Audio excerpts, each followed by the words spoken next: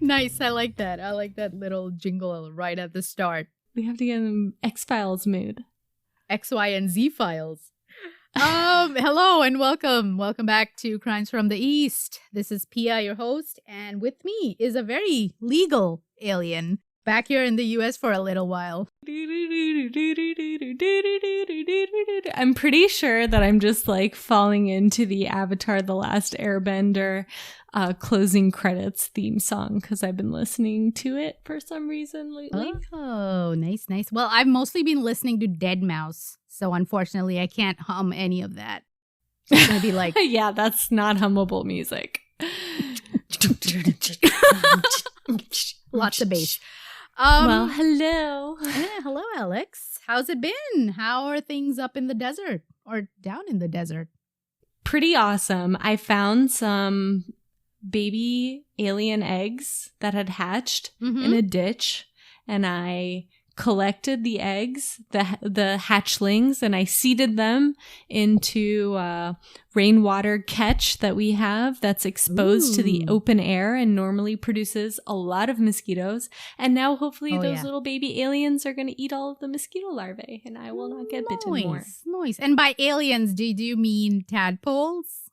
Yes, absolutely. Totally earthbound creatures.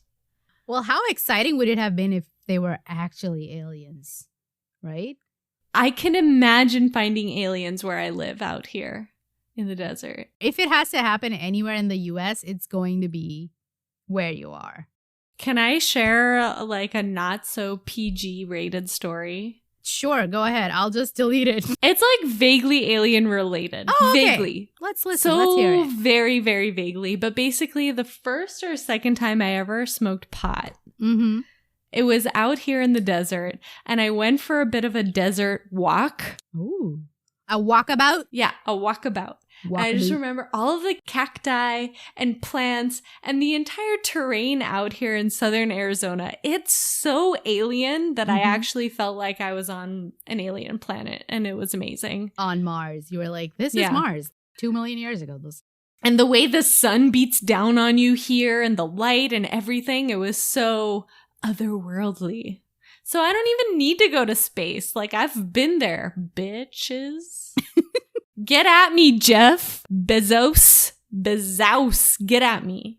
Yeah, that idiot spent I don't know how many $1 million to fly up to space. Or wait, he's going to fly up to space, right? He hasn't done it yet. I don't even know. I don't even care. Damn it. Just buy a ticket to Arizona, Jeff. You dumb. Go to Arizona. Go to Sedona, you dumb butt. Please don't ban us from Amazon, okay? We love getting our 2-day shipping. You can ban me. I don't need your shit. Just kidding. That's because they don't even deliver in Paris, do they? Do they? They do, actually. They go to great lengths to deliver it to us. But also, like, send me a Tesla and we'll be cool. Oh, we should be talking to Elon. He's more our kind of guy, I think. I mean, I think he's a believer. Elon or Jeff Bezos, in my head, they're all the same person. They're just like... too rich. Unhuman creatures. They're just too rich. Yep, too rich. Once you pass a certain dollar amount, I think you just go in the brain. You just lose too rich for this bitch. Get us some of that middle class brain. That's what we want. That's what we want on the show. Yeah. Can we just like come back down to earth for a little bit and just talk about some aliens? What were we talking about earlier just before we hit record? We were talking about what we were watching this week. And I wanted to tell you that I watched a bunch of alien and UFO related documentaries on Amazon. Again, a Bezos enterprise, but they were so interesting. I love watching these because even if like 80% of it is nonsense or just, sensationalism or whatever, there's at least a modicum of truth in there. And there's some section of it that's just unexplained phenomena. There's at least one little but real question mark that makes it all interesting, for sure. I watched this amazing one just yesterday about how aliens have been completely obsessed with this volcano right next to Mexico City. I think it's Popocatépetl or something. They just call it Popo, Volcano Popo. And for years, like decades almost, scientists have been recording UFOs going in and out of the volcano, especially when it's really active and about to blow. UFOs just love it down there. I think they have some kind of party when it's about to blow. This volcano is lit. That's where they keep all the gold. Have you heard this conspiracy about the gold? Maybe that's where they keep all their gold. Won't it just be molten? Yeah, who cares about gold? Why would aliens... Okay, never mind. I'm not even going to give this conspiracy the light of day, but apparently aliens want us for our gold, or we are here to... Blah, blah, blah, blah, gold. I've read that. I've read that conspiracy. It kind of makes a little bit of sense because gold is a very precious metal when it comes to building circuits, especially in space, because it's inert. It's light. It can be hammered into like a thin foil and still be effective. It does conduct electricity and stuff pretty strong. And I think they were going to use it to make light sails for really delicate space vehicles that are just going to sail their way past the sun. Okay. Because that craft is going to be so light, sail made out of gold is going to use the sun's rays to reflect and bounce the craft away from the sun. So there is a lot of scientific properties in gold that make it valuable. I should have known. No, the person who told me this conspiracy is definitely an electrician, and like I should have believed them, but I just didn't want to because it seems so dumb. I think in your head you were imagining the aliens just wanting the gold to make pretty earrings, but that's not it. It's shiny, just like me. So shiny. They're not Cusco. What was his name from Super The Fun? Emperor's New Groove, Emperor Cusco. Yeah. I don't know what his first name was, but he was transformed into a llama, which automatically made that my favorite movie. The aliens are not Cusco. They don't just want all the jewelry to look shiny. They want it for science. They're nerds. So yeah, that was that conspiracy. And if they're looking for gold in the volcanoes, seems like a bad place. It's going to be molten. It's going to be like a river of gold. And maybe they're just dipping their spoons and filling up little thermoses like, ooh, I got a whole thermos full of gold. Let's go. Just a spoonful of gold will make the spaceship fly high. The spaceship fly high. Cool. I want to see that Disney movie. You know what came to mind? Roger from American Dad. He would totally do that number. I was trying to do that movie with all of the Aryans. And they sing. And there's a nanny. Oh, Sound of Music? Sound of Music. Yeah. Mm-hmm. Yeah. Today we are doing an episode on UFOs. UFO. UFO. UFO. We're going to do UFOs in Desi lands, okay? Enough of America taking like complete control of the narrative. Enough. We've had enough. We want to hear something about UFOs in other countries. Come on. We've got so many weird places in India and around India that aliens would love to visit. Yeah, definitely. As an illegal alien of the world, I want to visit India, so I can only imagine. Today, what we're going to do in this episode is we'll go over some of the cases. I mean, this is not the end of it now that I'm really into this. We're going to cover other parts of UFO-related phenomena, maybe in another episode. We'll kind of dissect our mythology and our legends and urban legends and see if they kind of relate to something otherworldly or extraterrestrial. But for today, we're going to keep it grounded. We're going to keep it simple to UFO and UAP sightings. What are UAPs? Oh, I'll tell you in a hot minute. It's not like this is something I've just gotten into a month ago. Nope. I've been totally interested in UFOs and the idea of extraterrestrials visiting Earth for maybe my whole life. I don't know. Again, the interest came from my mom. Psst, you might be one. Totally. I'd accept that reality in a heartbeat.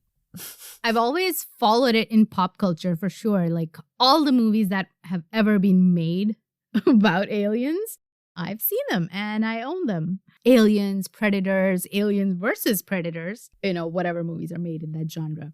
And so with the Pentagon releasing apparently some kind of a disclosure document in the end of June, it brought this topic to the mainstream because usually this is something only the kooky people would talk about. And if a sane person who was otherwise normal in all other regards even brought up this topic, people would start side-eyeing you. But now the Pentagon came out and they accepted there are things that they can't explain. They didn't accept they are aliens, but they said they can't explain it, which is good enough for me. They're never going to tell us in black and white anyway. So this is as good as it's going to get for us. Yeah, you can live with it.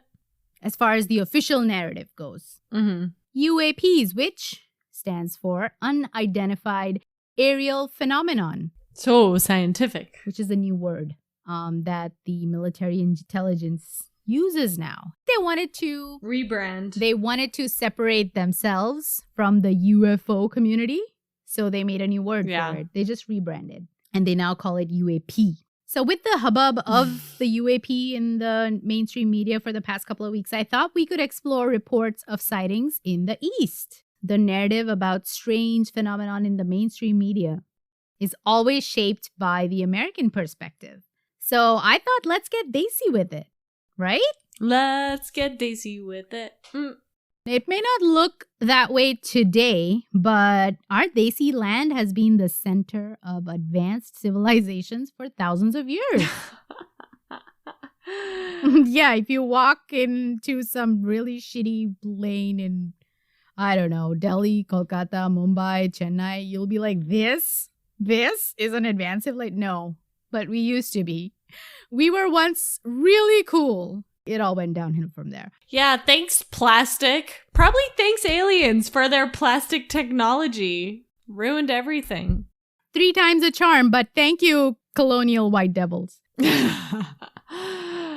They kind of whitewashed all our culture and we forgot our own, where we came from. So, yeah. To that.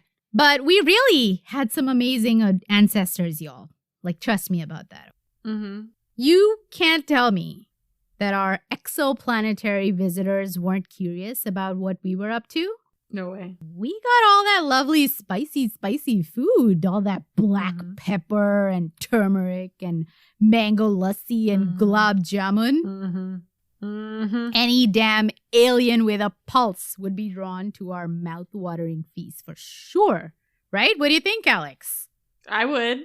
I'm an alien. And I like it. Yeah. It's the only reason why I go to India. So not just the cuisine, I'm kidding, but the architecture of our temples, our astronomy-related observatories, our well-planned cities with paved roads and drainage, housing and industry would have been a sight to marvel at 3,000-4,000 years ago. When definitely parts of humanity was just surviving in caves and huts, there was a civilization in the Indian subcontinent that was thriving and was pretty advanced by that standard. All over the world, ETs or extraterrestrials or aliens have been reported visiting Earth in their spacecrafts at all times of day, at all kinds of places. They seem to be curious about our lives and what we're doing to our home planet. Oh, don't even get me started. But what we don't know is if they simply research and observe from a distance, or do they make moves to change the course a little bit? Now that is a mystery. They're definitely just rubberneckers. Oh, look at that car crash. Look at that planetary disaster. Wow, that's a bad one. The cops are going to have to come and clean that up. It's 2021 and these dumbasses are still honor killing people. Look at these dumb fools. Oh my. Before I tell you about like specific cases, you want to maybe talk about why there aren't that many reported cases of UFO or alien sightings in India? Do you have any idea of why that might be? I'm guessing it has something to do with there being less of a like media culture around that sort of thing. Not just in the modern era, but let's say 100 years ago or 200 years ago or even 500 years ago. Maybe they just assumed that UFO sightings were like God sightings. Bingo. I think that's what it is. So there's a lot of superstition in India. There are legends of like Chudel and Bhoot, which means demons and spirits. Mm-hmm. Maybe if someone did see an alien, the first instinct would be to call it a ghost. Mm-hmm. That's what I think. So I remember my mom always saying the flying chariots, even in Greek mythology or whatever, but also in Indian. Well, my mom is like your mom, definitely a UFO believer. Mm-hmm. For her, all of these like religious events are actually just evidence of UFO contact of some kind with Earth. Yep. That's what I think my mom also used to talk about a while back. I remember in like 2010 or 2009 or something. I was in the US at that time, and I had a neighbor who was also Indian, and she was a practicing Hindu. Mm-hmm. We used to talk about a lot of stuff, and I usually don't talk about this with anyone in real life because I see people's eyes glazed over and rolling to the back of their heads, and I'm like, okay, no. Rein it in. Yeah, I don't know what happened that day, and I just started talking to her, and I was like, what if all our gods, like our Hindu gods, look at them, they look so different, they look otherworldly, what if they're all aliens?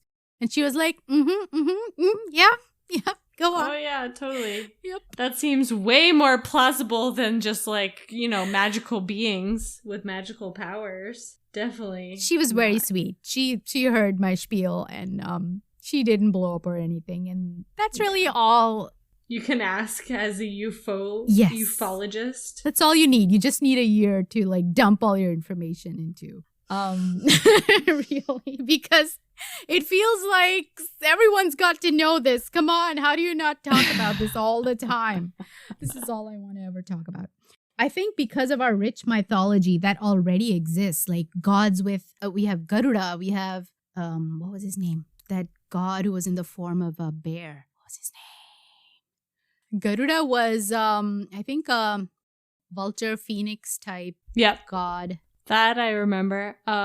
Jambavana. Jambavan. Yep, Jambavan. Yeah, there's a character called Jambavan in the Ramayana. There's Jatayu. These are all like, they're half human, half animal. So Nila, Vali, Angala. These are all very strange characters in our mythology, and we don't question it. We're like, yeah. Mm-hmm. We had talking monkeys in Ramayana. It's totally normal. Let's not even question it.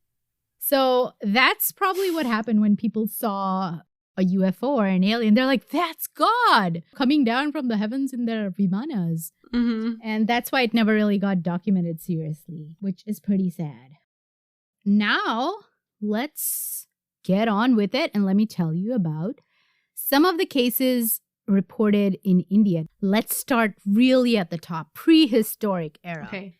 There are some very curious cave dwellings in Charama, located in the state of Chhattisgarh in central India. Now, let me send you some pictures, Alex, so you can get a feel of what I'm talking about.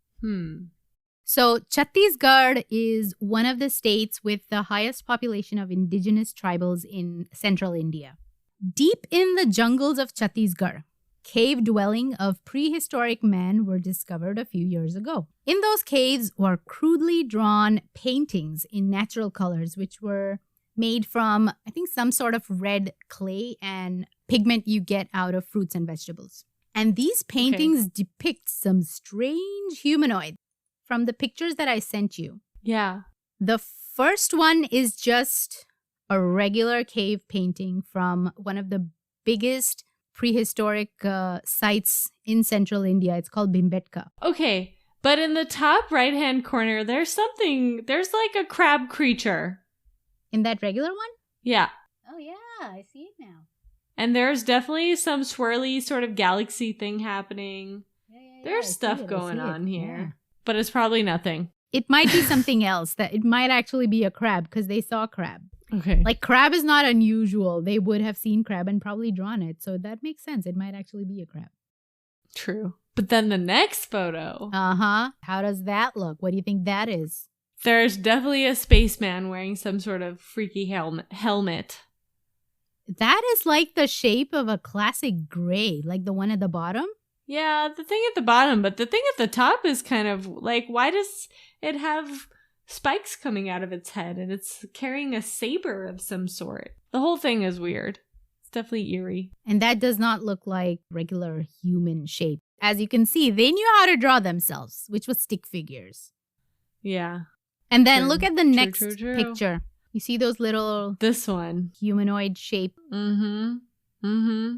In Charama, the figures on the wall look very distinct, like you saw.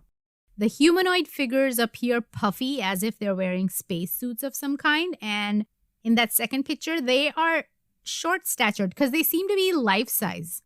They aren't tiny figurines that they've drawn on the wall, like the second picture. Mm-hmm. They seem to be life-size, but they're only about 3 feet tall. Yeah. And they don't have any nose or mouths. Some of them, I think, just have eyes. The other picture has something that I thought looked exactly like a gray alien, and they have pointy fingers and toes. So I keep saying grays for people who don't really keep track of the alien space. Keep track. Or dive deep into it. The grays are just the aliens you've seen in mainstream media so far. If you've seen any alien in a movie, that's what a gray is. You know, the pointy face with a tiny chin and big black slanty cat eyes. Those kind of aliens are called grays. Okay. The piece de resistance, of course, is the painting on soot covering the rocky ceiling of a saucer-shaped craft with 3 legs and what appears like light and control panels. Do you see that one? Mm-hmm. That one's crazy. That's definitely a War of the Worlds situation.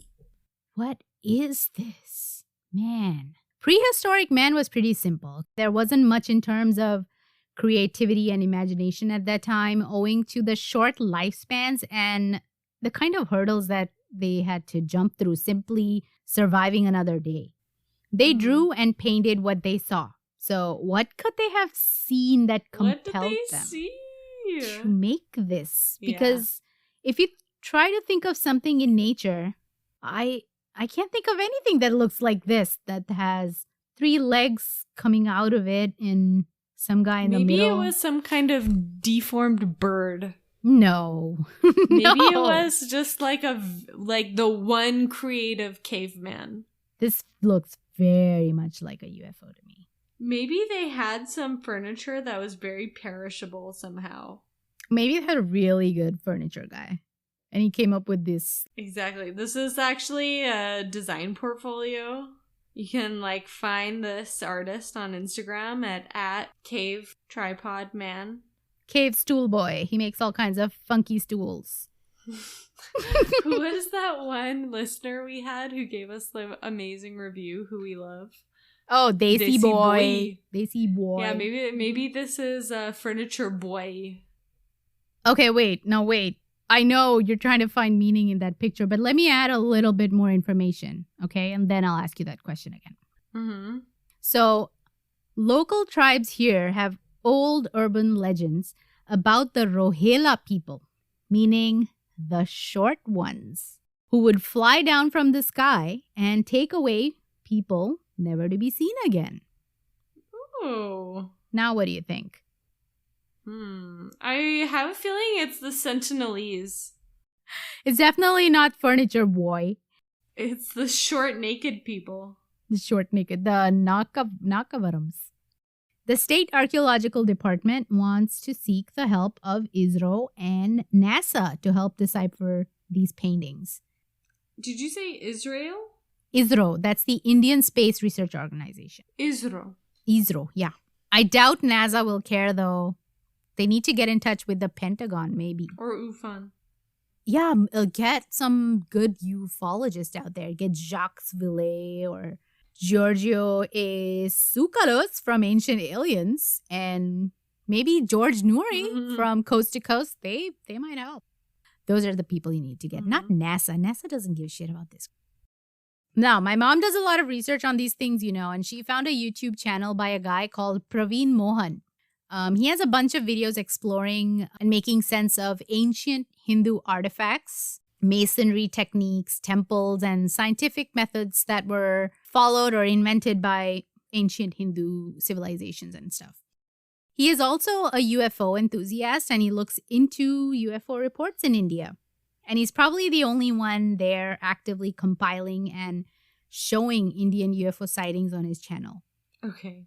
So I was very happy to find that. Yeah. One of his videos is about cave paintings in Onake Kindi in the state of Karnataka. Mm-hmm. This site was explored by a bunch of travel bloggers back in 2011, 2012. And the caves that they found in a rocky enclave right next to a field has some very strange paintings on them again. Oh, yeah? And on these cave walls, you can see the usual humans, bulls, the sun, the moon, etc. But then, again, on the ceiling, you see a round spherical shaped image with a humanoid inside it. And it seems to be encircled in what looks like lights. And there is a ladder on it as well. Yeah, I can see the ladder. And you see the lights around it, around the sphere. Totally. And the lights totally on the outside, like on the perimeter of this circle, the sphere. Yeah. Some local professors who study in this field are of the opinion that this spherical pictograph depicts a burial rite for this group of people. Now, I don't know why they would show only one then. If it's a burial rite, wouldn't it be all over the place? Or at least in some more caves? Well, I mean, maybe it's instructions. Maybe it's a manual. Like, first you dig one hole, and then you dig a bunch of other holes, and then you put the ladder in the middle, and then you... I don't know. Put rocks all around it that look like lights. Yeah, honestly, I'm not buying that explanation, but I'm just trying to make it work. To me, it kind of looks like the bottom of a mollusk, though. I see what you're saying, but it doesn't really match. There's too much detail for the bottom of a mollusk. Yeah. Yeah, you're right. Too much detail. Cowrie shell or something like that. It would just be simple. This is way too detailed. Since it is so uncommon, it is open to interpretation, in my opinion. Like, you can't say this is a burial rite, case closed. Mm-hmm. Because it's so rare and it's only found in like a couple of caves. Because it's not like there aren't cave paintings in India. There's tons. There's tons of them. But you find these depictions only in some of them because UFOs maybe only appeared to these people. Or maybe these were the only guys who saw it and they drew it. So I say that's a UFO. That's my opinion. What about you, Alex? Where are you at? Well, I'm not ruling out mollusks because mollusks are pretty freaking weird looking. But that said, I have never seen anything remotely close to an animal of any kind that has a ladder-shaped appendage. And circular light-like things all around it. And you know what this image reminds me of a little bit? I never really got into this game, but I know that it was a big COVID thing. Among Us. It looks like the map to Among Us. My sister was playing Among Us for a hot minute. Yeah, like for me to play, it was like, be on your phone even more than you already are. And I was like, no, thank you. I did learn nice terms from it though, which is sus. And I use that all the time. Sus. Never played the game in my life, but sus for suspect. You just say, that's pretty sus.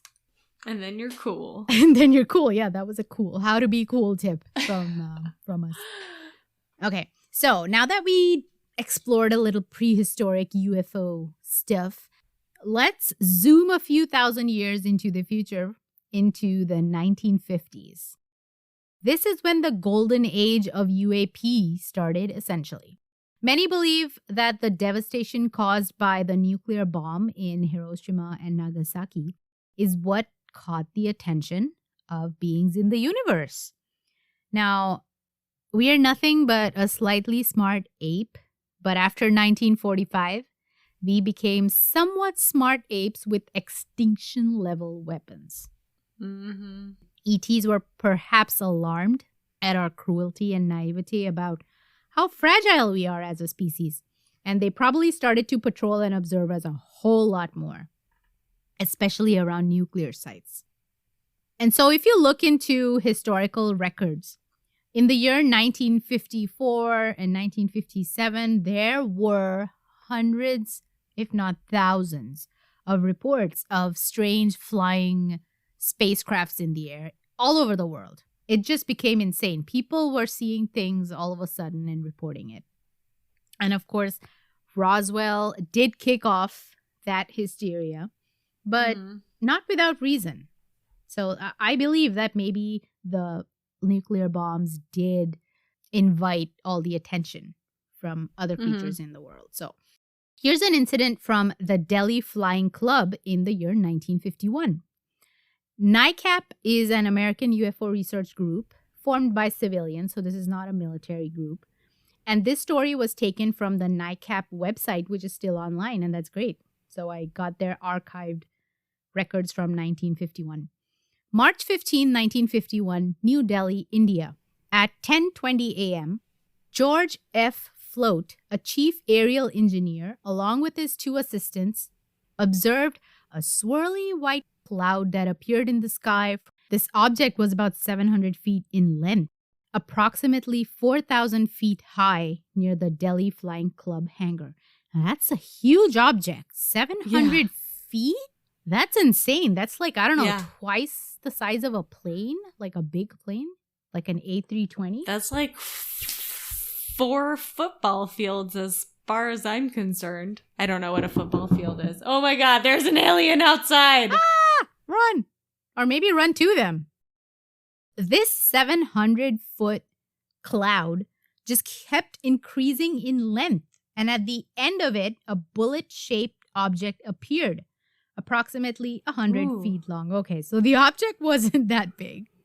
The object was only 100 feet long, but the cloud was 700 feet long. So maybe that was like a camouflage.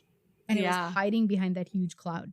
So a 100-foot long silver bullet-shaped object appeared out of that cloud. The aerial engineer approximated that it was as big around as a Douglas C-47 fuselage. So you can just Google that. It's one of those old-timey military planes. Okay. And since this guy is an aerial engineer, like he would know about what kind of aircrafts and stuff were in the air at that time. Mm-hmm. So I would say he's a pretty credible witness. Source. Yeah. So him and his assistants they must have lost their minds and they shouted out. So another 20 people rushed out of the hangar at the Delhi Flying Club and they saw this metallic cigar-shaped object. The object headed south for about 3 minutes. Then it made a loop coming back over the field. So maybe it was observing them, observing it. And when it finished the loop, it kind of dove down a little bit and then leveled itself. And it proceeded southwest until it was out of sight. So clearly that object came back to take a second look at this group of people who were gawking at it. And that seems to be the case in a lot of UFO sightings, that when it realizes that you're looking at it, it circles back or it comes towards you a little bit and then flies away. Is this a second kind of encounter? No, I think this is the close encounter of the first kind where you see a UFO. I think the second kind is when you see the alien.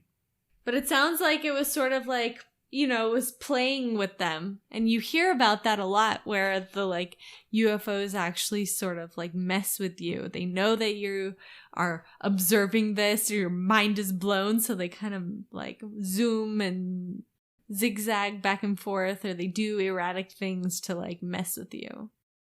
I don't know if they do it to mess with you, but they probably want to be known. They want to be seen. So, okay, here comes the kooky part. Woohoo! Some people believe that these beings are capable of telepathically reading our minds and conveying their thoughts to us. And so when they detect some kind of interest in them telepathically, they're able to sense it. They can sense that someone is looking at us from this spot. Mm-hmm. If you want to look at them, they will come back. They will respond because they do want to be seen and make contact for whatever reason. Maybe. I don't know. Not all of them do, but some of them do. But why? Some of them do. I don't know. Maybe they figure, hey, they're just checking. Are you the kind of human we can talk to and connect with? Can this ape recognize recognition? This is just those experiments where we give monkeys tools and see how they do. Yeah. It's definitely a situation like that, isn't it? So this Delhi Club sighting. Yeah. The speed of the object was estimated to be 3 times greater than the cruising speed of a British vampire jet, which was probably popular at that time, and whatever. That guy used the speed of that British vampire jet to gauge the speed of this bullet-shaped object. Okay. Was that the fastest thing? And so I calculated, and it's approximately 1,200 miles per hour. Ooh, okay. That's pretty fast. Pretty fast for 1951. Yeah. But is it pretty fast for now? Because that's what matters. I think the really high-speed defense planes we have go at least 2,000 miles per hour, I think. I don't know. Thanks to the alien technology. So who even knows? How can we even gauge? Okay, gotcha. So the Lockheed SR-71 Blackbird is the fastest jet aircraft in the world today. And it reaches speeds of Mach 3.3. Okay. 2,100 miles per hour. So that was almost right, kind of. For 1950, I think that was really fast, especially for a bullet-shaped object, not a plane. That's definitely cause for concern. The total time that this object was observed was approximately 7 minutes. So it just came across the horizon, made a loop, and then flew away. Now, after the Roswell incident, there was a military committee put together to address UFO sightings all over the world. And of course, this whole thing was a big farce, and they didn't really validate anything or take anything seriously publicly. That group was called Project Blue Book. What the hell is a blue book? I've heard that you can get a read on your car or something, but I don't understand.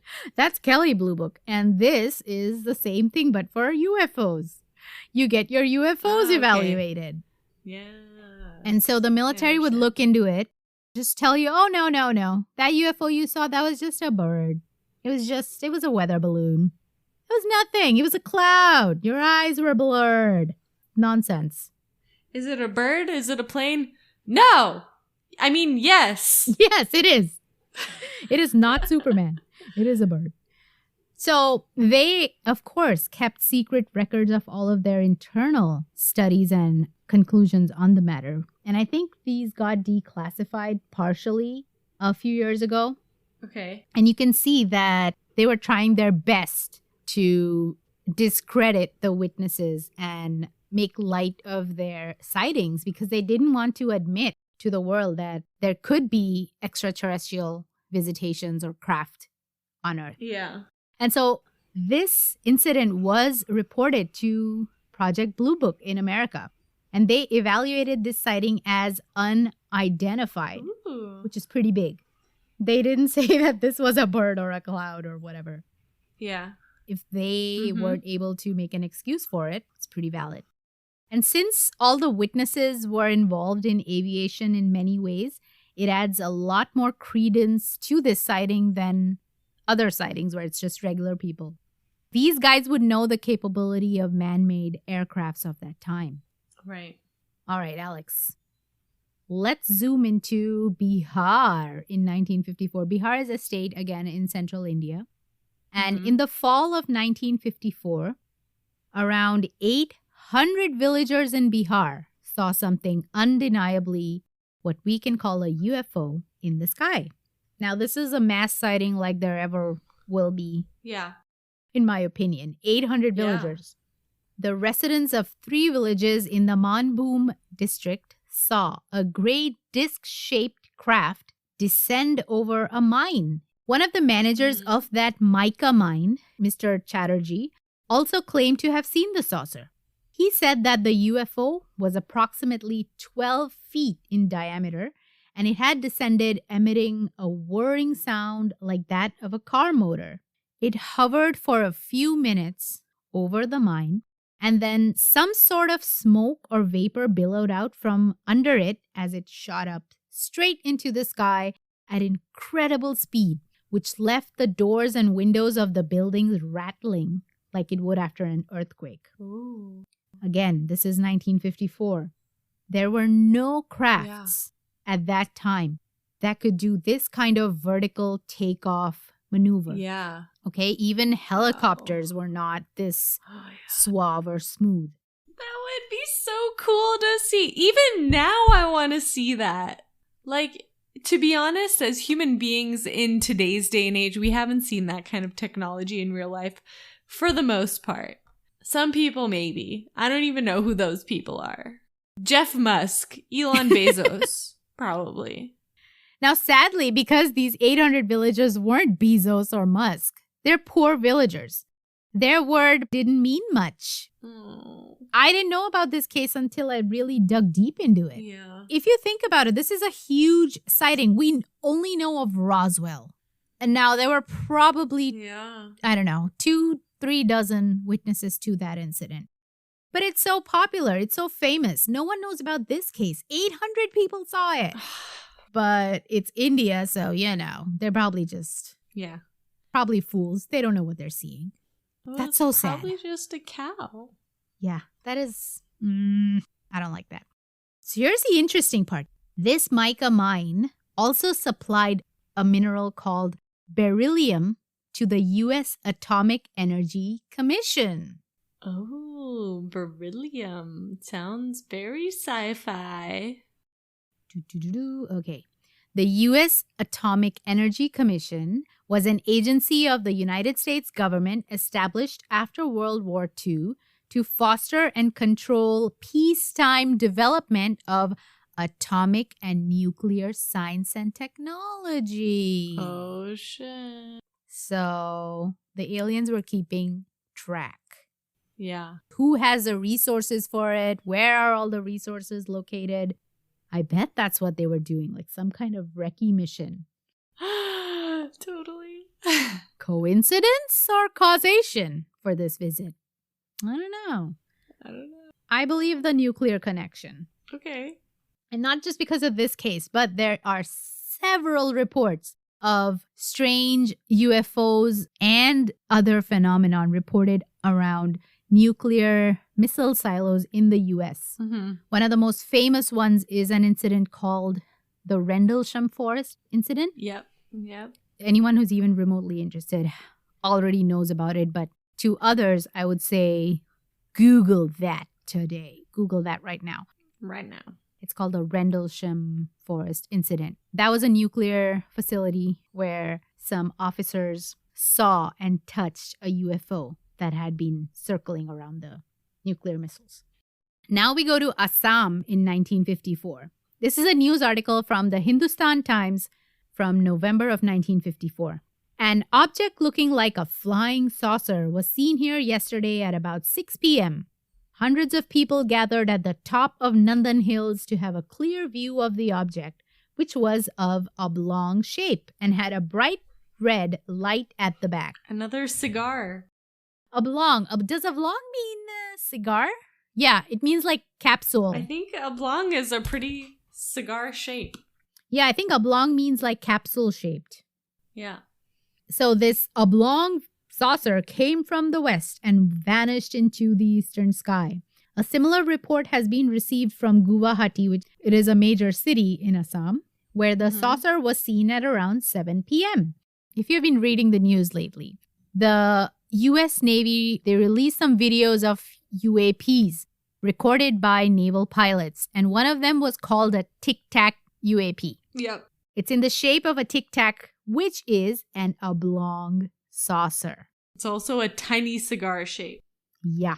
So that's not a coincidence. People were seeing this tic-tac UFO back in 1954 in Assam. And again, it looks like hundreds of people were looking at it from the top of a hill. And it seems to have been forgotten in time. Third case, Desi. The flying mystery over Calcutta.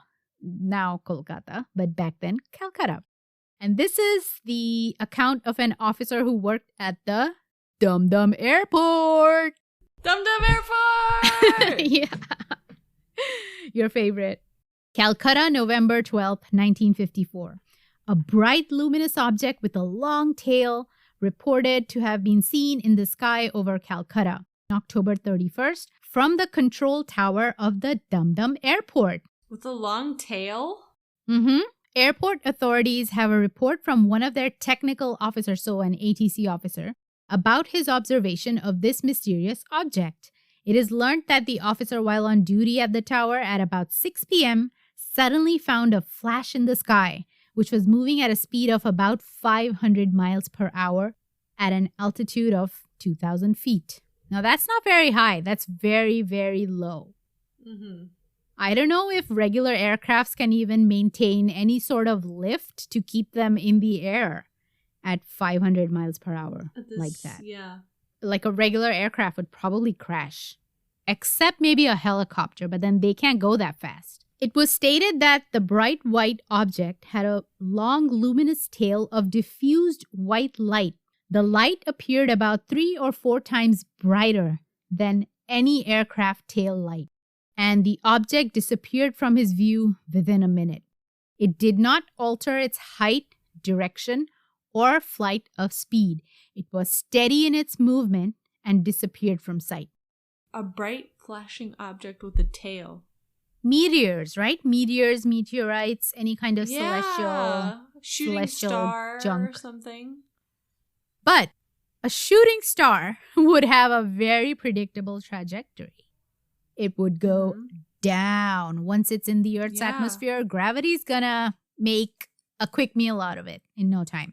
This thing was keeping steady at 2,000 feet and going straight in whatever direction it was. That is not any kind of celestial body. This is something under intelligent control. Yeah.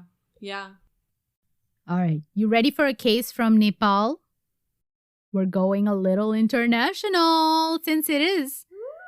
You know, we are crimes from the East and we don't want to ignore our other Desi neighbors.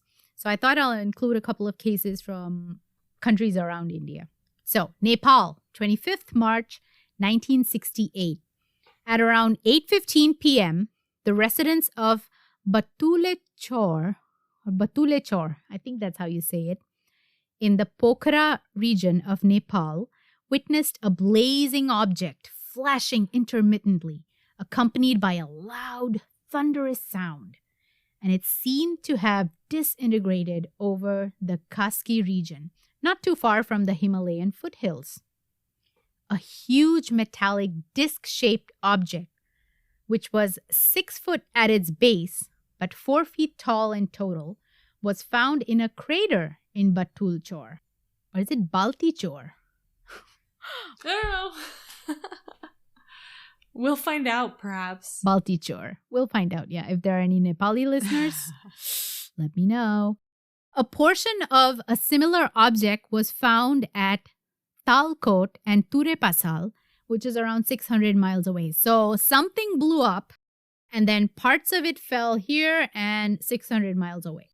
This is recorded in CIA investigation archives, which were declassified recently. In the book Moon Dust by Kevin D. Randall, who is quite a famous ufologist, famous for his research on the Roswell incident, Kevin writes, the American embassy in Kathmandu, in a secret message dated July 23rd, alerted the United States Air Force Field Activities Group in Nepal that they expected full cooperation with the government of Nepal over the recovery of this object. The subject of the message was moon dust. Ooh. Now, if this was just some junk Sounds sparkly. from space, why would the Americans have been so strong-handed about collecting it? Way fancier than Earth dust. Wouldn't they just let the Nepalese internal agencies deal with it themselves? Yeah. Why did the Americans have to go in and get it? That raises some questions. It raises my eyebrows a little bit. Some speculate that these crashed objects were part of the Soviet space shuttles that were being launched around that time. Sure, anything's possible. Since the US has possession of these objects, they can clear this up easily. They can tell us now. It's been a while. Yeah. It's been, more than 50 years? You can tell us now if it was part of the Soviet space shuttles. If only. Mm-hmm. It was probably just a big mistake, though, right? What do you mean? Like some US top secret military secret gone terribly wrong. Why would they be flying over the Himalayan regions? That's a very dangerous I don't know. part of the world. It would be very dangerous to be flying around in that area. The kind of weather systems they have there at that altitude, it's not easy to just fly around over there. Like, you don't want to do test flights out there. You'd be flying over Arizona, Nevada, Utah. That's where you do all these test flights, not over the Himalayas. Maybe they did, and this was their lesson. Who knows? Anything is possible. But they would have told us by now if that was the case, because it's an easy excuse. Yeah, you'd think. Yeah. So if anyone lives in Nepal, do you have family that lived in the Pokhara region? Can you ask them if they ever heard about this case, or if they heard that thunderous sound when this object crashed into the mountains? Write to us and tell us. I'm very curious. Yeah, we need answers, please. Now here's a case from Pakistan. On January 23rd of 2021. So this is really recent. Okay, all of these other cases were 50s and 60s. That was like yesterday. Yeah, this was literally months ago. The pilots of the Pakistan International Airlines, or PIA for short. Woohoo! Hey! Yeah, it's my own airlines. They reported a sighting of a huge silver-looking metallic sphere just hanging out up there, chilling, as one does, up there. Mm-hmm. Captain Faisal Qureshi and his first officer, Captain Talha, while piloting the Karachi-Lahore flight at the altitude of 35,000 feet, noticed this object. The pilot posted the video on social media, which went viral, and according to Captain Qureshi, the object was surrounded with a metal ring, and it released brilliant lights from its center from time to time. The object, as seen in the video, has very little or no movement at all. Hence, it cannot be stated for sure whether it was moving or simply hovering. Mm-hmm. Now, let me send you this video, Alex, because yeah, I have to see this. Pretty freaky. And again, this was reported by pilots. Pilots know what they're looking at, especially things like drones and stuff, because that would be my first thought. This is probably a drone. Mm-hmm. At 35,000 feet? Nah, I don't think so. Let's see what we've got. If you scroll down, there's a YouTube video, and I'll add all of these links on the website. And I'll try to add this video to Instagram as well. All right, you want to start the video? Let's listen. Ooh, shiny. Foo Fighter. Oh, keep making the video. Oh, shit, look at that. Dude, they're like stumped. It looks like a silver spherical, like a ball bearing. It looks like a reflection of something. It looks like what you do when you use a magnifying glass to burn ants with the sun. Like a ball bearing up there at 35,000 feet. It looks like something that shouldn't be so defined at that height and altitude. Here it looks like a tiny ball, but the captain himself said that it looked huge because he knows, right? He's a pilot. Mm-hmm. He's trained to observe things at scale and figure out their actual size. He said it was huge. Damn. He speculated it could be anything like an artificial space station or an artificial planet. Now, I don't know why he said that, but obviously it was huge. Artificial planet seems excessive, though. Yeah, I don't know what he meant by that. That's a strange term. We'll have to ask Captain Qureshi. But whatever it was, it spooked him. And he's probably seen tons of shit up there. He's probably seen enough drones and weather balloons. And yeah. He's seen goose fly into his engine. Geeses. So that was a pretty cool case from Pakistan. Mm-hmm. I looked for stuff in Bangladesh and I could find nothing. No reports of UFOs in Bangladesh. Now, that is not possible. Yeah. It's not possible that there are no sightings. It may just be a media ban or just some kind of vacuum. Yeah. They don't seem to care, or they don't want to entertain the idea of ETs and UFOs. What do they know that we don't know? Bangladeshis, come on. Send me your UFO stories. Speak now. Yeah. I think these are all the cases that I wanted to discuss today. And of course, like I said, in another episode, we'll go over other weird ET and UFO related phenomenon. Okay. I like to imagine a little ET who was bored of his observation assignment, like making his way over to some kind of music and dance festival in the heart of any Desi town back like 3,000 years ago. Mm-hmm. Maybe he sits in his craft and he's delighted by the regalia of the dancers and the hundreds of glowing lamps that lit the stage up. The lamps that match the night sky, the shimmering stars in the sky. Mm-hmm. Does he smile and think to himself, wow, these people are pretty lit? And then, 3,000 years later, little buddy returns. And he hovers silently, watching everyone doing stupid TikTok dances and squabbling over intangible matters, while uncontrolled pollution and exploitation ruins the beautiful landscape of the Indian subcontinent. No. He probably shakes his head. Tisk, tisk, tisk. What happened? What happened, you guys? Guys, what happened? Oh, that got so sad. Too real. It's too real. Well, that's probably what they're thinking right now because they've seen it all. They've seen us right from the start. If they didn't help us along, I mean, that's a theory that they helped us along with advances in science. We're definitely a roadside attraction that didn't age well, if anything. Yeah.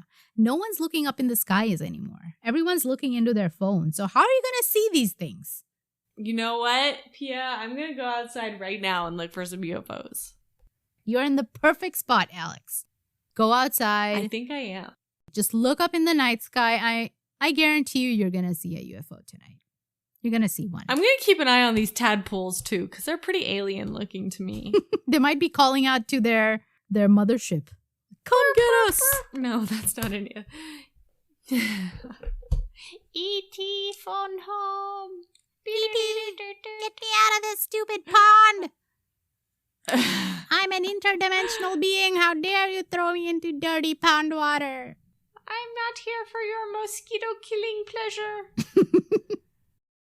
Yep, so that was the episode on some of the cases in Desi lands. What did you think, Alex? Well, I just wish that the white world would acknowledge some of these brown sightings because it would just add so much data. Yeah. Be unbiased. Yeah, be unbiased. Just collect the information and let the evidence speak for itself. Yeah, we gotta do a darshan on this evidence. And I hope some of the people who heard this will go and Google about it and look into it. And don't just look into it, but look up. Look up at the sky and, look out your window. Go on your balconies and your terrace or whatever. Look at the stars. See if you can spot a UFO. And then just start yelling about it to everyone you know. We need more of that in this world. Record it, put it on all kinds of social media. Live stream your opinions. I want to hear them. Yeah, make ufology normal again. Let it not be a sideshow. Let it not be a freaky nut job type of territory. Make it mainstream. It's normal to ask questions about the world you live in and everything around it. And if all the news is fake, then UFO news is the realest news that there is. Mm-hmm. Final thoughts before we close out, Alex? I'm not doing a Bollywood corner today because all the alien movies made in Bollywood are utter trash, garbage. They're movies for children. I didn't even want to bother mentioning any of them. So no Bollywood corner. I was gonna say my final comment is just to all you half glass water drinkers out there, keep your half drunken glasses of water around because you never know. Signs. They might love water. They want your water. If you got water, they'll be your friends. If they hate water and they're mean, then you're covered. If they like water and they're nice, then you have something to offer them. Just get them wet. If they like water but they're mean, then you're screwed. And by the way, that's a very Desi thing to do, is to offer everyone water. Water. If people just come to visit you, the first thing Desi people will ask you is, do you want water? You want some water? It's very polite. Very polite. Very Desi thing to do. It's a good strategy. It's a desert. It's a desert thing too, I think. Hot weather places. All right, guys. Thank you for joining us for this little extraterrestrial tour. For this little weird trip into the cosmos. And we'll see you again next week on another episode of Crimes from the East with a little masala and spice. Keep your eyes on the skies. Go look up there. Go. Go. Look at the skies.